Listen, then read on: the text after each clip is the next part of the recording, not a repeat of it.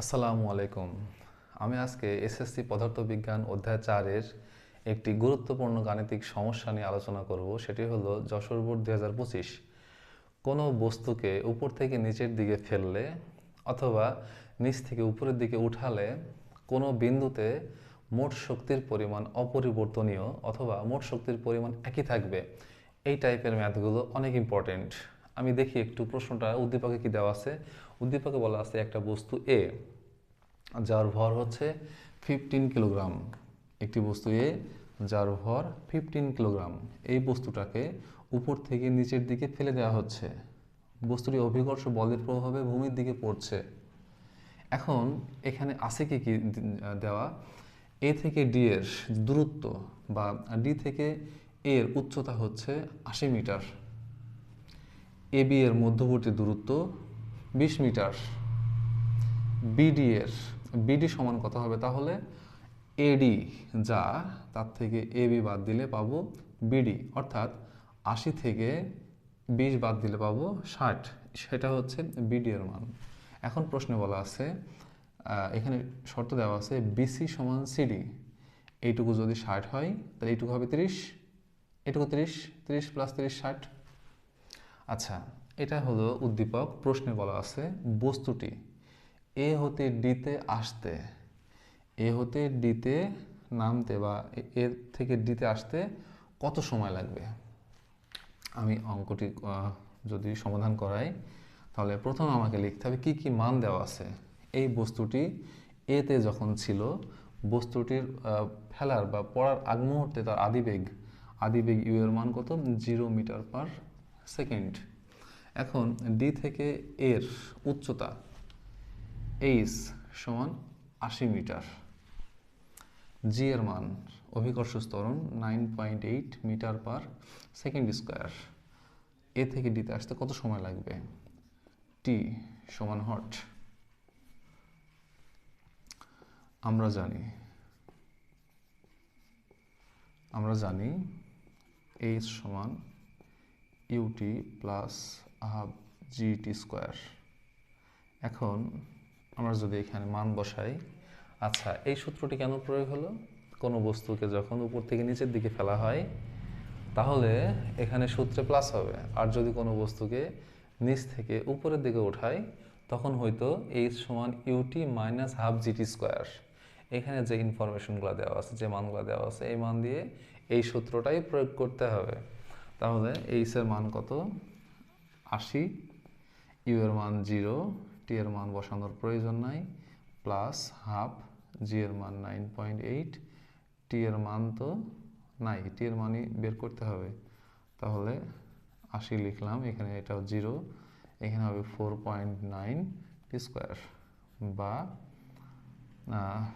4.9 টি square সমান 80 বা টি square সমান 80 ভাগ 4.9, 4.9 টি স্কোয়ারের সঙ্গে আছে গুণ, ওইদিকে যাবে ভাগ, বা টি স্কোয়ার সমান কত হয় দেখি,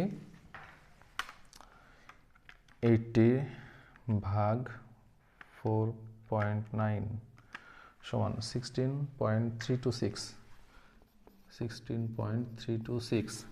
তাহলে আমরা যদি এইদিকে রুট করি, উভয় পক্ষে যদি আমরা রুট দিই তাহলে স্কোয়ার রুট কেটে যায়, টি এর মান কত হবে 16.326 এর রুট করি 4.04, তাহলে পাবো 4.04।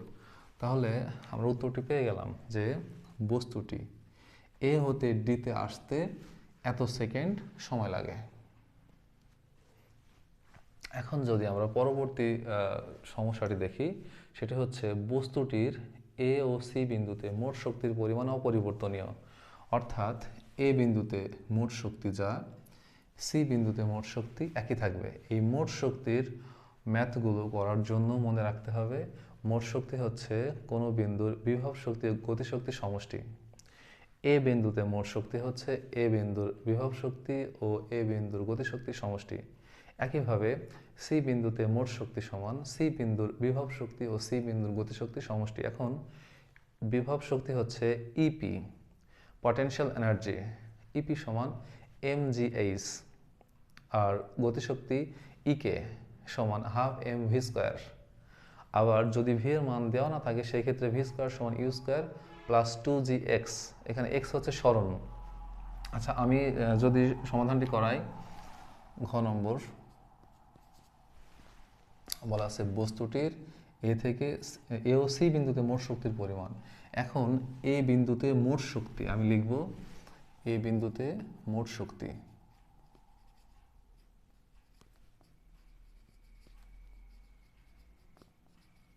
এই বিন্দুতে মোট শক্তি ইএ সমান কি হবে, ইপি প্লাস ইকে। এটা কেন হলো, এই ইপি হচ্ছে বিভব শক্তি, ইকে হলো গতিশক্তি, তাহলে বিভব শক্তি প্লাস গতিশক্তি সমান মোট শক্তি। এখন ইপির সূত্র কি, ইপির সূত্র হচ্ছে এম জি এইচ, ইকের সূত্র হচ্ছে হাফ এম ভি স্কোয়ার। এখন যেহেতু এ বিন্দুতে বস্তুটির আদিবেগ ছিল, এ বিন্দুতে বস্তুটির আদিবেগ ছিল, তাহলে আমরা লিখব half m u square. M এর মান 15, জি এর মান 9.8, এইচ এর মান, এই বিন্দুটি ভূমি থেকে কত উচ্চতায় আছে, ডি থেকে এর উচ্চতা হচ্ছে 80 মিটার। তাহলে এখানে এইচ এর মান হচ্ছে 80 মিটার প্লাস হাফ এম এর মান 15 আর ইউ এর মান 0। এটা সম্পূর্ণটা হয়ে যায় 0। এখন এটা যদি গুণ করি তাহলে দেখি কত হয়, 15 ইন্টু 9.8 ইন্টু 80, এটা হবে 11,760, 11,760 জুল। কারণ এখানে আছে 0, এই তিনটার গুণফল হয়ে যায় 0, তাহলে ওটা বাদ গেল। এখন বের করব সি বিন্দুতে মোট শক্তির পরিমাণ। সি বিন্দুতে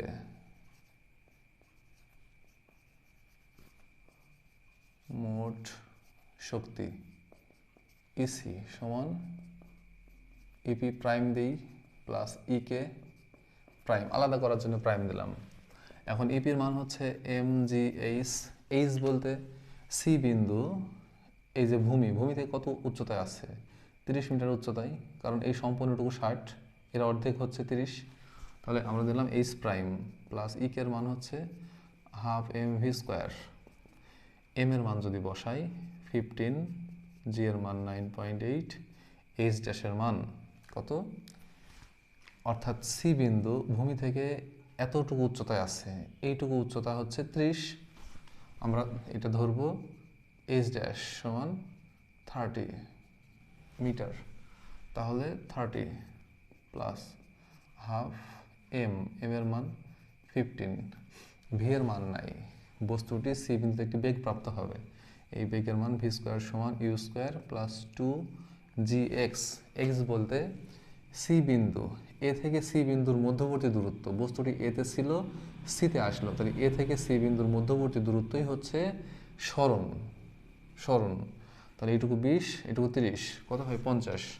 তাহলে আমরা এখানে লিখতে, অথবা আমরা এটাকে এইভাবে লিখতে পারি এসি। আমরা যদি মান বসাই পরবর্তী লাইনে, এটা দেখি কত হয় হিসাব করে, 15 ইন্টু 9.8 ইন্টু 30 সমান 4,410 প্লাস 15/2 7.5, এখানে হবে 0, 2 ইন্টু 9.8 আর এসি এর মান হচ্ছে 50, তাহলে 4,410 প্লাস কত হয় দেখি, 2 ইন্টু 9.8 ইন্টু 50 ইন্টু কত 7.5, 7,350। এখন এই দুইটা যদি যোগ করি, 7,350 যোগ 4,410, 11,760, এখানে পেলাম 11,760 জুল। অর্থাৎ আমি এখান থেকে দেখলাম ই এ সমান ইসি, অর্থাৎ এ ও সি বিন্দুতে মোট শক্তি একই থাকলো। অর্থাৎ আমি এখন লিখতে পারবো বস্তুটির এ ও সি বিন্দুতে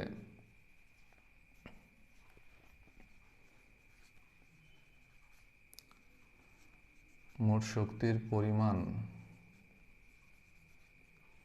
অপরিবর্তনীয়।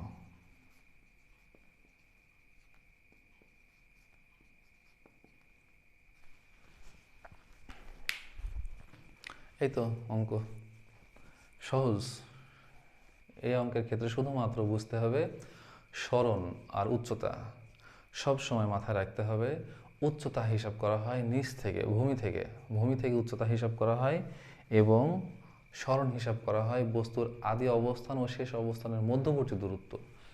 এই বস্তুটাকে উপর থেকে ফেলা হচ্ছে, তাহলে বস্তুটার সরণ হবে এখন যদি বলি সি বিন্দুতে সরণ কত বস্তুটির, এতে ছিল সিতে আসলো, তাহলে এ থেকে সি এর মধ্যবর্তী দূরত্ব হচ্ছে ওই বস্তুটির সরণ। এবং সি বিন্দুর উচ্চতা কত হবে, এখান থেকে এই পর্যন্ত কত হবে 30, সম্পূর্ণটুকু 80, এইটুকু 20, তাহলে 80 থেকে 20 বাদ দিলে পাবো 60, এইটুকু 60। এখন এইটুকুর শর্ত হচ্ছে বিসি আর সিডি সমান, তাহলে এটা 30, এটা 30, এই তো।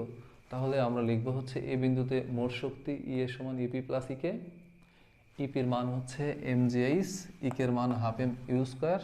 এ বিন্দুতে যেহেতু তার আদি বেগ আছে, এখানে mgh ইউ এর মান টানগুলো বসিয়ে আমরা সমাধান করব, 11,760 জুল পাবো। আবার সি বিন্দুতে মোট শক্তি EP prime plus EK prime, মানে আলাদা করার জন্য আমি প্রাইম দিলাম। ইপির মান হচ্ছে mgh, তাহলে সি বিন্দুর ক্ষেত্রে উচ্চতা কত, সি বিন্দুর ক্ষেত্রে উচ্চতা আমি ধরলাম এইচ ড্যাশ বা এইচ প্রাইম সমান 30 মিটার, আর ইকে সমান হাফ এম ভি স্কোয়ার। কারণ বস্তুটি এখান থেকে এত দূর নামলে সে একটি বেগ প্রাপ্ত হবে, সেই বেগের মান তো দেওয়া নেই, কিন্তু আমরা সূত্র প্রয়োগ করতে পারবো। তাহলে ভি স্কোয়ার সমান u square plus 2gx, x মানে সরণ, এখানে যে সরণটা সেটা কতটুকু, এ থেকে সি পর্যন্ত হচ্ছে সরণ। এই তিনটার হিসাব করে পাবো 4,410 প্লাস এখানে এসি এর মান আমরা বসাবো 50, সমাধান করব, এটা পাবো। এখন এই দুটো সংখ্যা যোগ করে পাবো 11,760। তাহলে আমরা দেখলাম ই এর মান যা, ইসির মান তাই, অর্থাৎ ই এ সমান ইসি। তো এই বস্তুটির এ ও সি বিন্দুতে মোট শক্তির পরিমাণ অপরিবর্তনীয়। আজকের মতো এ পর্যন্তই। আল্লাহ হাফেজ।